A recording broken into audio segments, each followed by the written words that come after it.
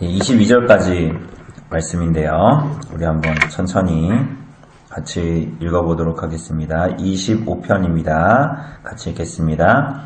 여호와여, 나의 영혼이 주를 우러러 보나이다. 나의 하나님이여, 내가 주께 의지하였사오니 나를 부끄럽지 않게 하시고 나의 원수들이 나를 이겨 개가를 부르지 못하게 하소서. 주를 바라는 자들은 수치를 당하지 아니하려니와 까닭없이 속이는 자들은 수치를 당하리이다. 여호와여, 주의 도를 내게 보이시고 주의 길을 내게 가르치소서. 주의 진리로 나를 지도하시고 교훈하소서. 주는 내 구원의 하나님이시니 내가 종일 주를 기다리나이다. 여호와여, 주의 긍휼하심과 인자하심이 영원부터 있었사오니 주여 이것들을 기억하옵소서. 여호와여, 내 젊은 시절의 죄와 허물을 기억하지 마시고 주의 인자하심을 따라 주께서 나를 기억하시되 주의 선하심으로 하옵소서. 여호와는 선하시고 정직하시니 그러므로 그의 도로 죄인들을 교훈하시리로다.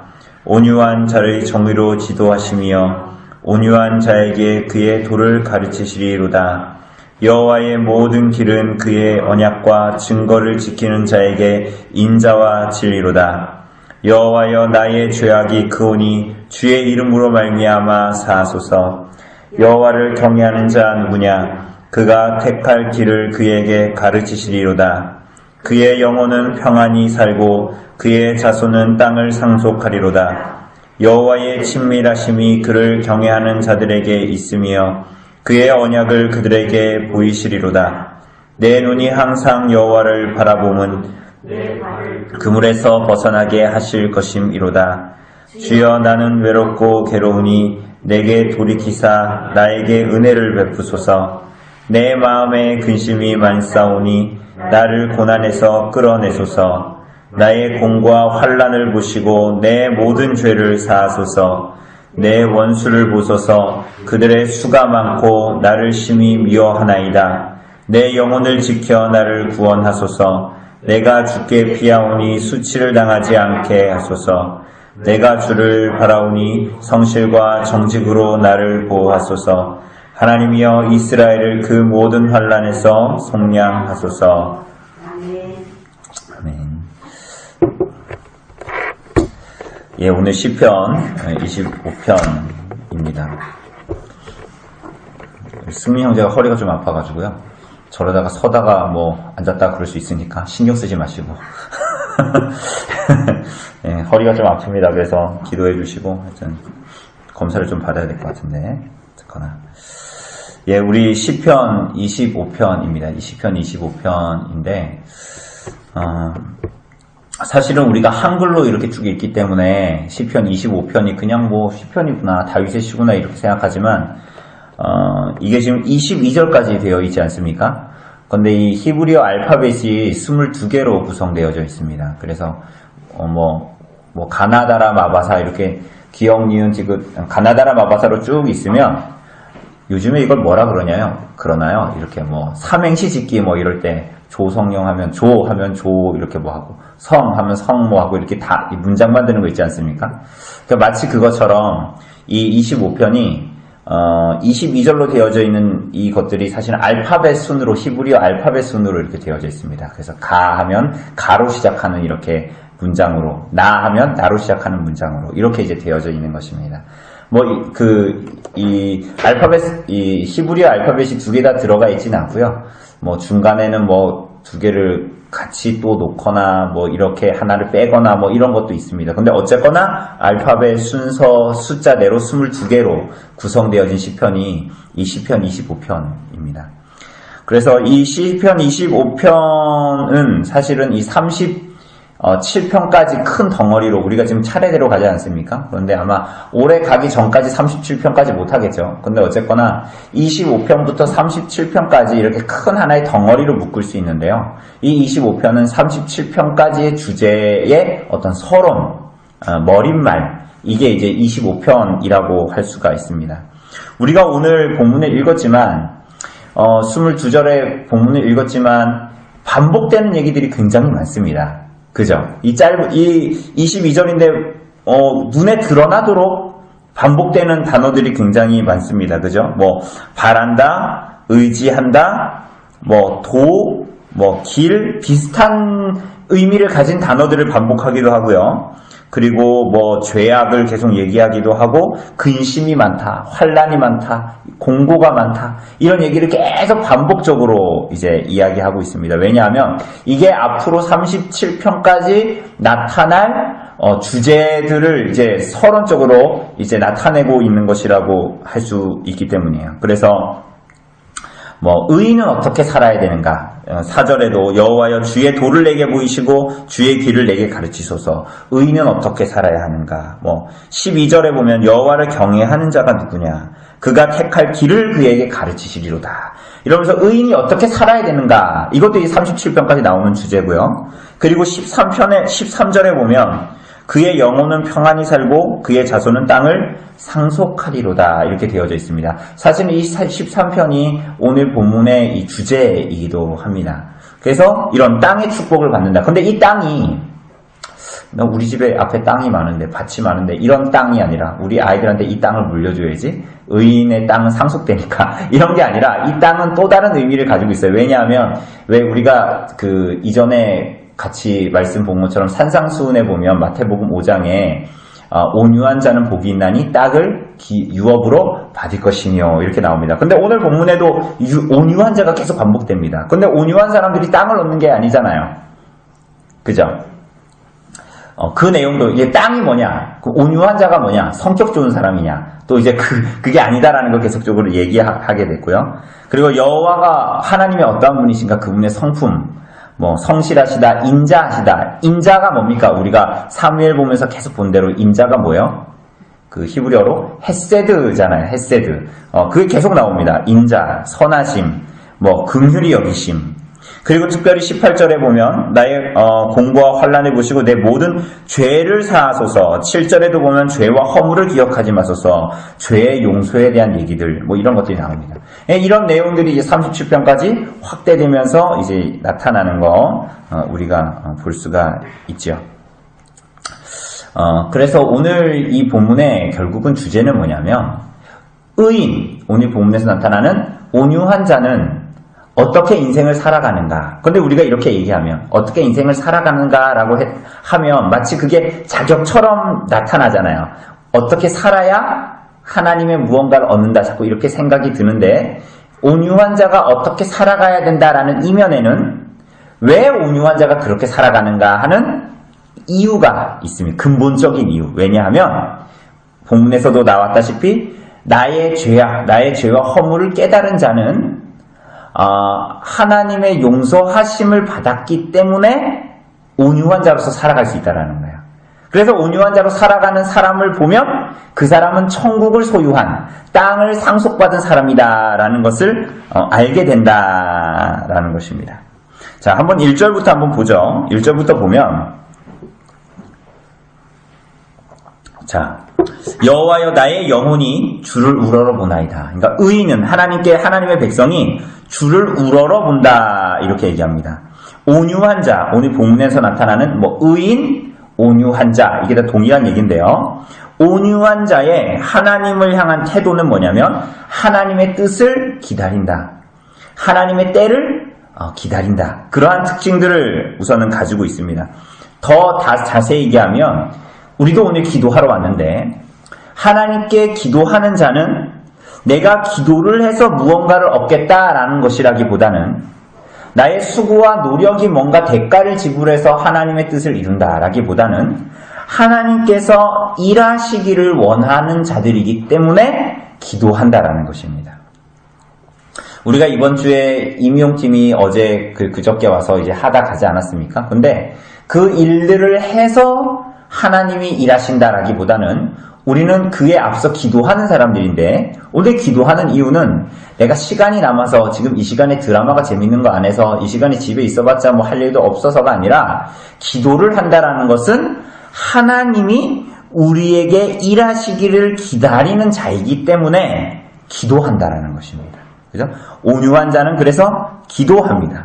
그리고 그것을 알고 있기 때문에 인내와 소망을 가지고 기도하는 것입니다. 당장 내 눈앞에 나타나지 않아도 기도하는 거죠. 그런데 이것이 쉽습니까? 어렵습니까? 어렵습니다. 그러니까 왜 어렵냐 하면 오늘 다윗의 경우, 이 다윗의 시편인데 다윗의 경우를 보면 2절에 보면 누가 있습니까? 나 말고 누가 나타나요? 하나님 말고 원수가 나타나요. 그러니까 내가 하나님을 믿는 믿음으로 하나님께 기도하고 하나님의 때를 기다리고 인내와 소망으로 이 땅을 살아가지만 이 땅에서 하나님의 응답을 기다리기까지 내 안에 많은 염려와 고통과 근심과 여러 가지 복잡다단한 것들이 있다는 거야. 그러니까 우리가 오늘 기도하는 자리에 기도하러 나오면 내 문제가 모두 다 해결돼서 기도하러 나오는 게 아니잖아요. 그리고 때로는 우리들의 마음에 아주 복잡다단한 마음들이 있습니다. 내가 지금 기도한다고 해서 이게 하나님께서 일하여 주실까? 이게 정말 당장 실현돼야 되는데 혹은 내 마음이 너무나 초급한데 급한데 하나님이 이 기도에 정말로 응답해 주실까? 아니야. 응답해 주시는 거야. 그러니까 이런 아주 복잡다단한 마음들이 우리 안에 막 교차적으로 사실은 일어납니다. 그리고 우리들의 삶도 그렇고요.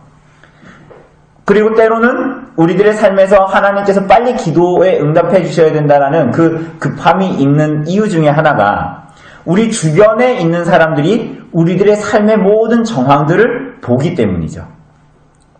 예를 들면 이런 겁니다. 그러니까 이렇게 승민 형제가 자꾸 예로 들지 말라 그랬는데 승민 형제가 하나님을 믿고 이렇게 살아가는데 이 해결되지 않는 많은 문제들이 그 삶에 나타났습니다. 그런데 허리가 아프고 그런 일이 벌어진 거예요. 근데 내가 하나님께 기도하는데 하나님께서 응답해 주실까? 하나님께서 때로는 고쳐 주실까? 혹은 내 주변에 이러한 일들을 하나님의 뜻대로 이루어 주실까? 라는 초급함이 우리 안에 드는 동시에 주변의 사람들은 하나님을 믿는 사람을 향해서 아유 저렇게 하나님 믿어가지고 그렇게 하나님을 의지한다 그러더니 저렇게 예배도 가고 그러더니 뭐 문제는 해결되는 거 하나도 없네. 이런 식으로 본다라는 거예요. 그러니까 원수들이 둘러싸서 다윗을 향해서 그것들이 계속 보고 있다라는 거예요. 우리가 사무엘서를 보면서도 봤지만 다윗이 범죄하고 나서 그 범죄로 말미암은 일들이 집안에서 예언대로 계속 일어나지 않습니까? 그런데 그것을 다윗만 본 것이 아니라 이 성경 기자는 기록하지 않았지만 다윗을 저주했던 시바나 이런 사람들이 있지 않습니까? 그런 사람들은 그걸 계속 목도하고 있었을 거 아니에요. 다윗이 왕이 됐어. 근데 저 인간이 그렇게 잘하는 것 같더니 범죄했어. 그리고 그 집안에서 칼이 떠나지 않고 별의별 일들이 다 나타나는 걸 봤어. 그거를 누가 봤어요? 옆에서 시바나 사울의 족속에 있는 사람들이 다 그걸 보고 있었을 거 아닙니까? 눈으로. 그렇죠? 그 속으로 무슨 생각했을까요? 오늘 이 본문처럼 생각했던 거예요. 원수들이 다윗이 어떻게 되나 보고 있었던 거예요. 그러니까 뭐라 그래요? 내가 주님을 의지합니다. 2절에 보니까 나를 하나님 기도 응답해 주셔서 나를 부끄럽지 않게 하여 주시고 악인이 원수가 나를 향해서 개가를 부르지 않게 해 주십시오. 이렇게 말합니다. 그런데 사실은 이 시편 기자가 특별히 다윗이 정말 괴로웠던 건 저 사람이 나를 어떻게 볼까가 아니었어요. 그러니까 다윗의 인생에도 그렇고 내 주변의 사람들이 내가 하나님을 믿음에도 불구하고 내 삶에 일어나는 많은 일들을 통해서 이 다윗이 괴로웠던 이유는 내가 수치를 당할까봐 저 사람이 나를 조롱하고 놀릴까봐 하나님 믿더니 저기 싸구지다 이런 식으로 나를 조롱할까봐가 아니에요. 궁극적으로는 뭐예요? 하나님을 그 사람들이 어떻게 바라볼 것인가. 그게 이제 다윗을 괴롭게 했던 것입니다. 이해되시죠? 그죠? 우리가 믿는 하나님을 우리들의 삶을 통해서 나타나는 것들을 보면서 환난과 공고 가운데 있는 걸 보면서 내 밖에 있는 사람들이 제가 믿는 하나님에 대해서 우리가 믿는 하나님에 대해서 무엇이라고 말할까?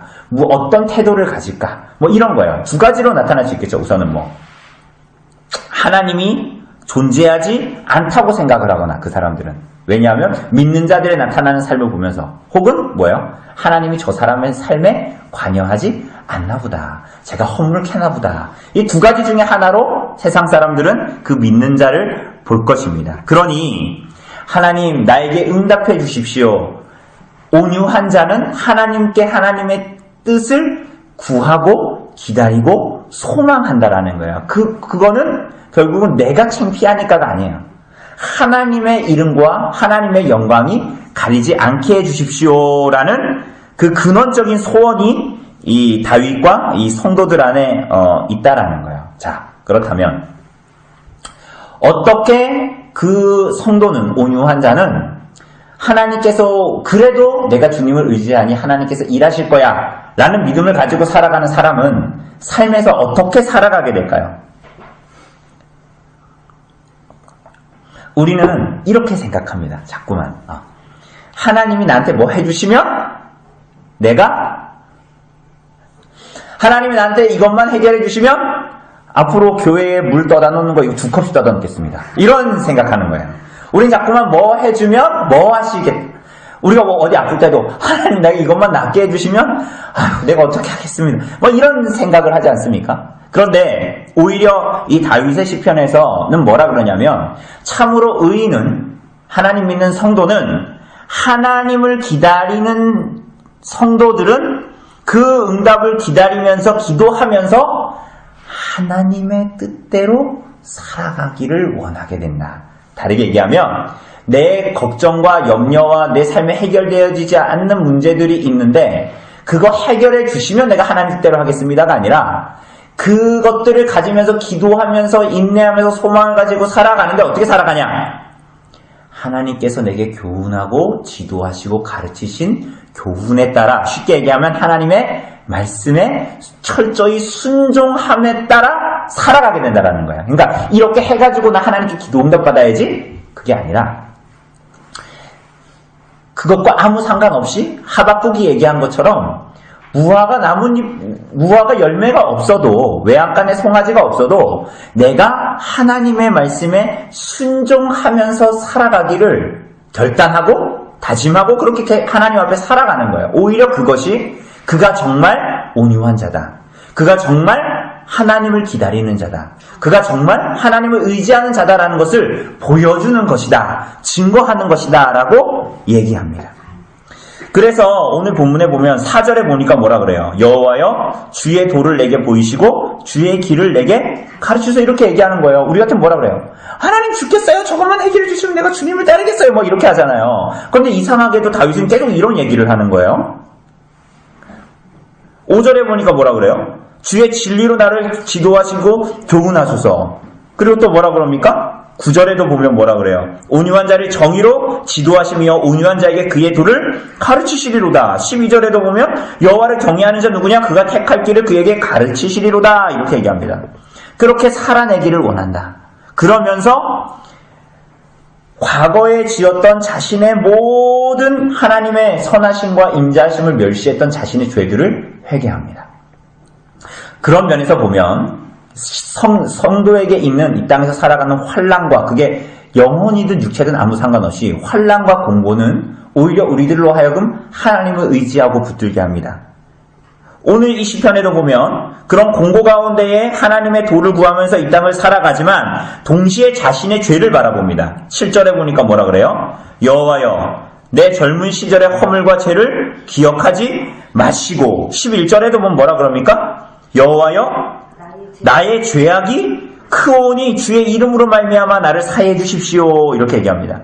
하나님의 선하심과 인자하심을 멸시하면서 살았던 자신의 죄와 허물을 회개하고 이제는 그 과거의 죄들을 반복하지 않고 하나님의 도를 따를 수 있게 되기를 구하면서 하나님께 나아가게 됩니다. 어떻게 하나님을 이렇게 하나님께서 내 죄를 용서하실 줄 기대하면서 어떻게 하나님께 그렇게 요청할 수 있을까요? 그 이유가 뭡니까? 그것은 14절에 보면 여호와의 친밀하심이 그를 경외하는 자들에게 있으며 그의 언약을 그들에게 보이시리라. 그분이 언약의 하나님이기 때문이다. 10절에도 뭐라 그래요? 여호와의 모든 길은 그의 언약과 증거를 지키는 자에게 인자와 진리로다 라고 말하는 것. 언약을 이루시는 하나님, 우리와 언약을 성취하신 하나님. 오늘 마지막으로 우리 김영규 집사님, 송 집사님 집 신방했는데 회원 언약문 하지 않았습니까? 그러니까 하나님께서 우리와 언약을 하셨기 때문에 우리와 교회가 언약을 맺고 있는 것인데, 이 언약 때문에 하나님이 우리를 포기하지 않으시고 우리들의 죄에도 불구하고 허물에도 불구하고 우리가 하나님께 나아갈 수 있다는 거예요. 하나님의 은혜로 우리들의 언약을 베풀어 주셨기 때문에 우리들의 죄가 용서함 받을 수 있다는 확신을 가지고 하나님 앞에 나아가게 된다. 이런 얘기를 이제 하고 있습니다. 그래서 21절에서 말하는 대로 우리 21절 같이 읽어볼까요? 21절 시작. 내가 주를 바라오니 성실과 정직으로 나를 보호하소서. 이렇게 얘기합니다. 그죠? 이 말은 내가 성실하고 정직하게 살아가서 내가 하나님 앞에 도달하겠다, 내가 무죄하다, 이런 의미가 아니라 오히려 회개하는 심령과 하나님께 순종하려는 결심을 나타내고 있는 것이에요. 우리가 오늘 초두에 잠깐 이야기했지만 온유한 자 9절에도 나오고요. 그죠? 온유한 자라고 이야기할 때 이 온유한 자다라는 것은 의인을 얘기한다 그랬는데, 이 온유한 자는 성품이 착한 사람, 이런 사람 얘기하는 게 아니고요. 가난한 사람입니다. 그러니까 원어적으로 얘기하면 가난한 사람, 고난을 당한 사람, 이런 의미입니다. 온유한 자라는 것이. 그죠? 그러니까 성경에 나타나는 나중에 39편인가 거기도 또 나타나거든요. 그런데 온유한 자다라는 말은 가난한 자, 그리고 고난을 당하는 자, 이런 의미를 가지고 있습니다. 그러니 이 온유한 자가 하나님 앞에 살아갈 때 성실과 정직으로 살아간다는 것은 나에게 의가 없고 오직 하나님께만 의가 있어서 하나님께 의지하여 이 땅을 살아가는 자다라는 의미를 가지고 있습니다. 그런 의미로 봤을 때는 그 온유한 자가 성실과 정직으로 살아간다라는 것은 내게 능력이 있다라는 것이 아니라 하나님께 의탁한, 내가 왜냐하면 가난한 자니까, 왜냐하면 나에게 의가 없는 자니까, 하나님의 의에 의탁하는 자니까, 이 사람이 하는 성실과 정직은 나에게서부터 나타나는 것이 아니라 아무것도 없는 나에게 의가 없는 가난한 자로서 하나님께 의탁하는 류의 성실과 정직, 하나님이 누구신지를 알기 때문에 내가 오직 주님께만 의탁하기 때문에 살아가게 되는 성실과 정직을 이야기하는 것이다 라고 우리가 볼 수가 있습니다. 그래서 이러한 자가 아까 얘기한 대로 죄를 고백한다라고 얘기했을 때 내 허물을 사해 주십시오라고 이렇게 이야기했을 때는 온유한 자라는 이 의인이 하나님을 아는, 다르게 얘기하면 하나님을 바라보게 될수록, 하나님의 말씀을 바라보고 순종할수록 내 죄와 허물은 점점점 어떠해 보여요? 점점 커 보이죠. 왜냐하면 내가 바라보지 못했던 것들을 바라보게 되니까 점점. 그럼 반대로 내 죄가 이만큼 큰데 이것을 사해 주셨다라는 거 아니에요. 그러면 내가 알고 있었던 하나님과 하나님의 사랑은 더 작지 않고 어떻게 돼요? 점점 커지게 되는 거죠. 왜냐하면 내 허물이, 내가 하나님 말씀을 알고 하나님을 알수록 내 죄와 허물이 너무 명확하게 보이니까. 그런데 이게 사함을 받았다라는 것은, 이 큰 죄와 허물이 사함 받았다라는 것은 이 모든 것을 사해주신 하나님의 인자와 선하심이 얼마나 크냐를 목격하게 되는 거예요.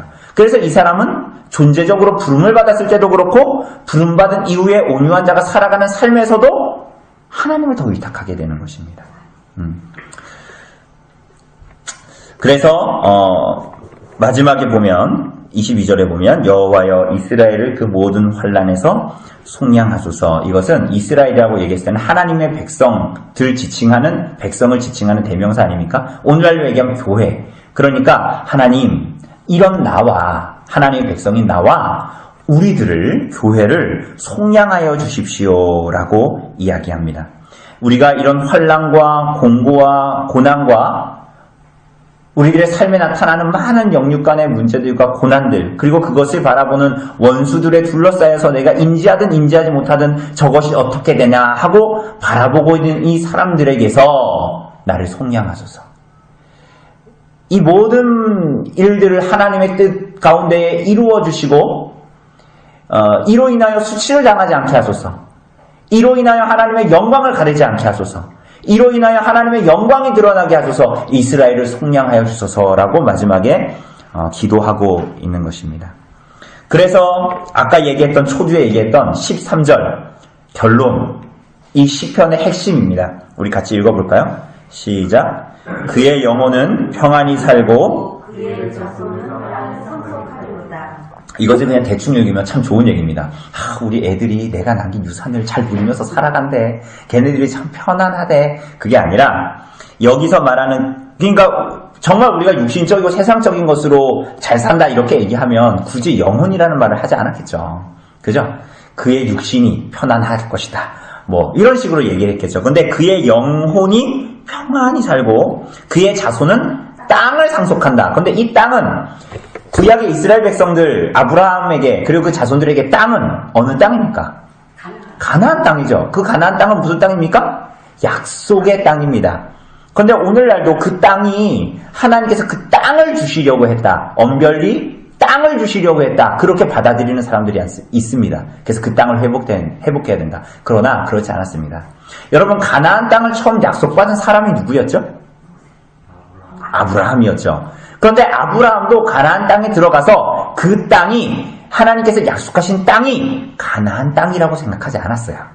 그것은 그림자로 주어진 거지. 그래서 베드로서나 이런 데 보면 뭐라 그래요? 아브라함이 나그네요 이방인으로 가나안 땅에 거주했다. 이렇게 얘기합니다. 그죠? 그러니 오늘 본문에도 보면 그의 자손이 땅을 상속한다라는 것은 이 땅은 뭐예요?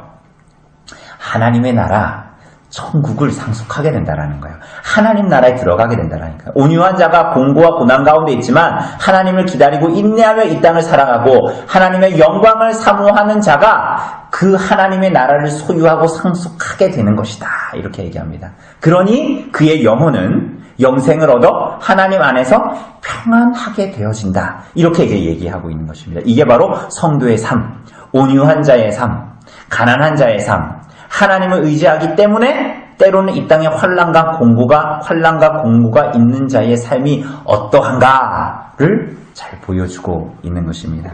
우리가 좀 이것을 기억하고 이 시편을 기억하고 이 땅에서 살아가는 가운데 우리들에게 있는 환난과 공고 가운데에 마땅히 구할 것을 하나님께 구하지만 우리가 하나님의 뜻을 구하고 인내하고 하나님을 의지하고 참으로 하나님 나라를 소망하는 자들로 이 땅을 좀 살아갈 수 있도록 우리가 좀 기도했으면 좋겠습니다. 우리가 이제 신방을 다 마쳤는데 우리 성도들 중에는 그런 분들이 없지만 내 육체적인 고난 혹은 내 영혼에, 내 마음에, 내 삶에 일어나는 문제들 때문에 오히려 하나님이 우리로 하여금 하나님을 알도록 하고 우리들의 인생에 하나님께서 보게 하시고자 하는 것이 무엇인가, 그것을 더 깊이 알게 되는, 그래서 그것을 소망하게 되는 우리 성도들이 되었으면 좋겠습니다. 우리가 좀 오늘 기도할 때 그런 삶을 살게 해달라고, 환난과 공고 가운데 하나님의 영광을 바라보고 하나님의 좀 뜻을 바라보게 해달라고, 우리가 믿음의 인내를 가지고 그 모든 일들을 바라보고 좀 하나님께 구할 수 있게 해달라고 우리가 좀 같이 기도했으면 좋겠습니다. 우리 또 같이 기도할 것은 우리 국내 출판사 흑곰북스 그 책사 위에서 기도해 주십시오. 우리 이번 주에 말씀드린 대로 특강 예배 모범도 나왔고요. 오늘 여기 들어오실 때 보셨는지 모르겠지만 주일에 나눠드릴 건데요. 그 웨스트민스터 신앙고백 노트, 우리 도투신조 노트 이렇게 책 우리가 공부하잖아요. 그것처럼 똑같은 모델로 나왔습니다. 신앙고백. 저게 23,000원짜리인데 저거를 보내주셨어요. 30분에 보내주셨는데. 그래서 저거 하여튼 우리가 할 수 있는 일은 우리 출판사를 위해서 계속 기도하고 이 조국교회에 지금 좋은 선한 영향력을 끼칠 수 있는 책들을 계속 발간해낼 수 있도록 하나님께서 모든 부족한 부분들을 채워줄 수 있도록